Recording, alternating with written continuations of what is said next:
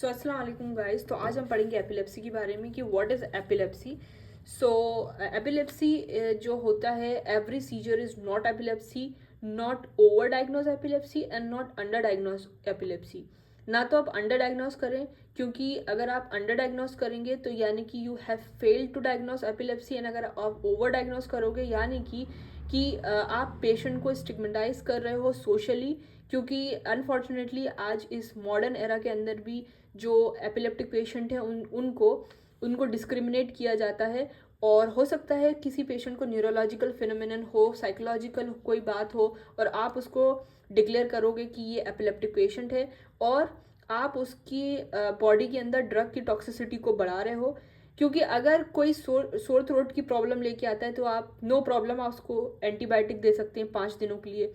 लेकिन अगर आप इसको एपिलेप्टिक पेशेंट डिक्लेयर करते हो तो आप उसको 3 से 4 नहीं बल्कि 5 साल और सो ऑन आप उसको ट्रीटमेंट जो है वो देने वाले हो।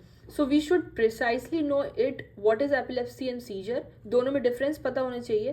तो हम बात कर लेते हैं कि जो सीजर्स होता है, जो सीजर होते हैं वो एक्चुअली इंसान के लाइफ में कभी भी किसी भी तरीके से प्रेजेंट कर सकते हैं, और सिचुएशनल होते हैं। सिचुएशन जो है उनकी अलग अलग होती है कि सीजर किस वजह से आए हैं। जैसे कि अगर कोई इंसुलिन का हाई डोज ले लेता है तो वो सिवियर हाइपोग्लाइसीमिया में चला जाता है।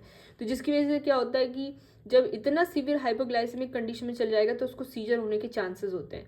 उसी तरीके से कोई इलेक्ट्रोलाइट डिस्टर्बेंस हो जाता है उसकी बॉडी में तो उसको जो है सीजर डेवलप हो सकते हैं। अगर कोई टॉक्सिक डोज ले लेता है सीएनएस स्टिमुलेंट का तो उसको सीजर हो सकते हैं। उसी तरीके से किसी को सेरिब्रल मलेरिया हुआ है, या फिर कोई एक्लेम्शिया वाली जो पेशेंट है, जो विमेन हैं जिनका जो बीपीए 160 110 शूट कर जाता है, प्रोटीनूरिया +2+3 हो जाता है, तो ऐसी कंडीशन में फिर उनको जो मैनेज करते हैं MgSO4 देकर लोडिंग और मेंटेनिंग डोज देते हैं, उसको ईच बटक 5 ग्राम देते हैं। तो वो एक अलग पिक्चर हो जाती है, लेकिन वो प्रेजेंट करती हैं सीजर के फॉर्म में। सो ये जो है एपिलेप्सी नहीं है। So first of all we learn that epilepsy की डेफिनेशन क्या होती है। So when there is recurrent spontaneous abnormal electrical activities in the brain और CNS resulting in abnormal motor, abnormal sensory and abnormal psychomotor experiences.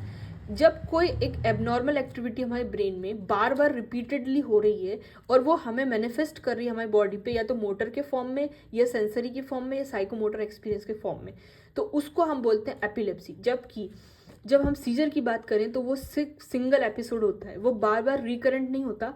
तो इसलिए इसको आप बिल्कुल डिफरेंस क्लियर रखें दोनों में कि seizure is single episode but epilepsy is recurrent and intermittent and spontaneous episodes of seizure. So और एक बात और है कि ज़रूरी नहीं है कि इंसान के बॉडी में वो मोटर फॉर्म में ही प्रेजेंट करें, सेंसरी फॉर्म में भी हो सकते हैं, साइकोमोटर एक्सपीरियंस भी हो सकते हैं। तो जैसे कि अगर किसी का प्री सेंट्रल गायरस के अंदर मोटर कॉर्टेक्स के अंदर फायरिंग चल रही है, एबनॉर्मल एक्टिविटीज़ चल रही है, तो जैसे कि किसी के जैसे ये आर्म है, हाथ है किसी पेशेंट का, तो अगर किसी मोटर एरिया में जो इलेक्ट्रिकल एक्टिविटीज़ हैं वो फायर हो रही है तो वो एबनॉर्मली प्रेजेंट करेगा कि उसका एक हाथ हिल रहा है।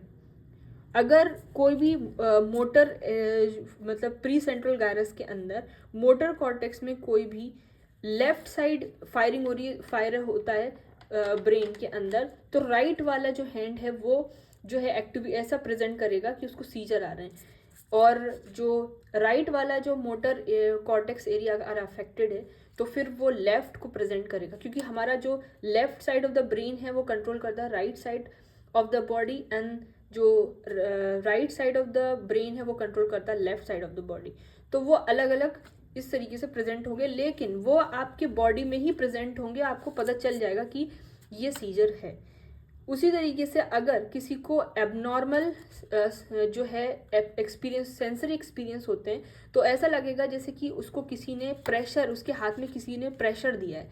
तो आप देखो, उस चीज़ को देख तो नहीं पाओगे, लेकिन पेशेंट उसको आपको प्रेजेंट करेगा कि मुझे ऐसा लग रहा है कि मेरे हाथ में जो है अलग तरह से ऐसा लग रहा है कोई फायरिंग हो रही है मेरे टिंगलिंग सेंसेशन हो रहे हैं, या फिर ऐसा लग रहा है किसी ने प्रेशर डाल दिया हो मेरे हाथ पर, तो वो एक एबनॉर्मल सेंसरी एक्सपीरियंस है और वो भी एपिलेप्सी हो सकती है अगर वो बार बार रिकरेंट फॉर्म में उसको ऐसा लगता है। तो उसी तरीके से कुछ बोलते हैं कि मुझे कुछ फ्लिकरिंग ऑफ लाइट दिख रही हैं, मुझे अजीब से जिगजैग लाइन दिख रही हैं और बार बार ऐसा हो रहा है उसके साथ, तो यानी कि उसका सेंसरी कॉर्टेक्स कहीं ना कहीं इरिटेट हुआ होता है। तो उसी तरीके से किसी का टेम्परल रीजन जो है वो जैसे जो रिस्पॉन्सिबल है टेस्ट एंड ऑल्फेक्शन के लिए, तो उसको ऐसा लगेगा कुछ अलग तरीके की फ्रेग्रेंस आ रही है, उसको बार बार ऐसा लग रहा है कि मुझे बार बार ऐसा लग रहा है फ्रेग्रेंस आ रही है, उसके बाद वो गिर जाता है।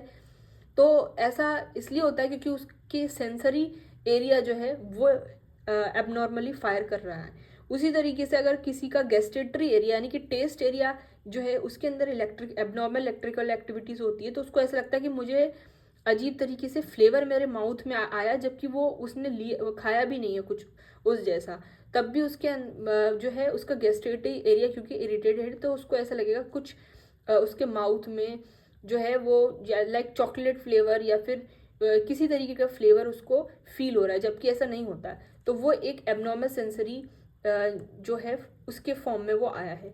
उसी तरीके से साइकोमोटर एक्सपीरियंस भी आपको आगे मैं बताऊंगी। तो उससे पहले हम देख लेते हैं कि जो हमारे ब्रेन का पार्ट होता है, वो जो मैं बात कर रही हूँ सेंसरी एरिया के बारे में, कि अगर सेंसरी एरिया में 3 एरिया जो होते हैं ब्रेन के, अगर वो इरिटेट होते हैं तो वो कैसे पेशेंट मैनिफेस्ट करता है। ब्रेन के सेंसरी एरिया की बात कर रही हूँ मैं, कि अगर कोई सेंसरी एरिया अफेक्टेड होता है तो पहली बात ये समझ लें कि नॉर्मली क्या होता है, ब्रेन के अंदर प्राइमरी सेंसरी एरिया होता है, सेकेंडरी और टर्शरी एरिया होता है। प्राइमरी सेंसरी एरिया रिस्पॉन्सिबल होता है कि आप इंफॉर्मेशन को रिसीव कर रहे हो, जबकि जो सेकेंडरी एरिया होता है वो रिस्पॉन्सिबल होता है कि वो एनालाइज करता है इंफॉर्मेशन को, और जो टर्शरी एरिया होता है वो रिकग्नाइज करता है आपकी इंफॉर्मेशन को। तो इसको हम नाम देते हैं, प्राइमरी एरिया को 17 एरिया बोलते हैं, सेकेंडरी एरिया को हम 18 एरिया भी बोलते हैं, और जो टर्शरी एरिया उसको हम 19 एरिया बोलते हैं। और 18 और 19 ये दोनों एरिया को हम विजुअल एसोसिएटिव एरिया भी बोलते हैं। तो अगर इस पार्ट ऑफ द ब्रेन में कोई एबनॉर्मल इलेक्ट्रिकल एक्टिविटी जो है वो फायर करती है, तो आपको कोई चीज़ की इंफॉर्मेशन मिलेगी जबकि वो आपको दी भी नहीं गई। अगर मान लीजिए कि आपका सेकेंडरी एरिया जो है वो इरिटेट होता है, तो आप उस चीज़ को उस इंफॉर्मेशन को एनालाइज करोगे जो आप तक पहुंची भी नहीं है, वो है भी नहीं प्रेजेंट, लेकिन ऐसा लगेगा कि मुझे ना कुछ लाइट फायरिंग लाइट दिखी, जबकि ऐसा कुछ था ही नहीं। लेकिन अगर आपका टर्शरी एरिया जो है वो भी एबनॉर्मली फायर कर रहा है, तो आपको बिल्कुल एलोबरेट पैटर्न ऑफ लाइट दिखेगा कि हाँ लाइट तो थी, बिल्कुल एग्जैक्टली थी, और मुझे अच्छे से दिखी कि उसका पैटर्न गोल था या जिगजैग था। तो इस तरीके से अगर कोई भी सेंटर ऑफ ब्रेन जो है फायर करता है एबनॉर्मली, तो आप जो पेशेंट है वो उस तरीके से प्रेजेंट करता है कि मुझे थोड़ा सा महसूस हुआ लाइट का, लेकिन मैं देख नहीं पाया कि वो किस पैटर्न का था। लेकिन अगर सेकेंडरी एरिया होता है तो आपको थोड़ा उसका पैटर्न भी दिख जाएगा, लेकिन अगर टर्शरी एरिया जो है वो अफेक्ट हुआ है तो आपको बिल्कुल एलोबरेटली आपको पता चल जाएगा कि हाँ वो लाइट थी, वो इस शेप की थी, ऐसी थी, कलर ये था, जिगजैग पैटर्न था, उसका कॉन्टूर क्या था, सब चीज़ें आपको पता चल जाएंगी अगर ये चीज़ जो है एबनॉर्मली फायर करती है। तो ऐसा नहीं होना चाहिए। एग्जाम्पल, एक छोटा सा एग्जाम्पल है, जैसे कि मैंने लिखा यहाँ पे एपिलेप्सी जब मैंने लिखा तो आपने इस चीज़ को देखा, यानी कि आपका प्राइमरी सेंटर एक्टिवेट हुआ कि हाँ कुछ तो मुझे इन्फॉर्मेशन मिली है। फिर आपका सेकेंडरी एरिया एक्टिवेट हुआ तो आपको लगा कि हाँ ये इसका साइज है, इस तरह सा थोड़ा ब्लू कलर से लिखा हुआ है, इसका कॉन्टूर, इसका एंगल सब मिला के आपने उसको एनालाइज करा। और फिर टर्शरी एरिया जब एक्टिवेट हुआ तो यानी कि आपने उसको रिकग्नाइज भी कर लिया कि हाँ इट इज़ एपिलेप्सी। लेकिन अगर किसी भी फॉर्म में मैंने ऐसा लिखा, कुछ भी लिखा जो कि जो है मतलब कुछ ऐसा लिखा, अजीब सा कुछ भी लिखा, सो आप इसको देखोगे आपको इन्फॉर्मेशन मिली तो, लेकिन आप उसको एनालाइज नहीं कर पा रहे, आप उसको रिकग्नाइज नहीं कर रहे कि ये क्या है। क्यों नहीं कर पा रहे? क्योंकि ये जो टर्शरी एंड जो सेकेंडरी टर्शरी एरिया है वो एक्टिवेट नहीं हुए। तो मैं कहने का मतलब ये है कि एपिलेप्सी जो है मोटर एक्सपीरियंस ही नहीं करवाती बल्कि सेंसरी एक्सपीरियंस भी करवाती है। तो ये आप बिल्कुल याद तरीके से आपको साइकोमोटर एक्सपीरियंसेस भी आएंगे, जो मैं आपको बाद में बताऊंगी कि ऐसे ऐसे कुछ चीज़ होती हैं जो कि आपको लगता है कि आपने उसको देखी है, लेकिन आप actually not present at that site.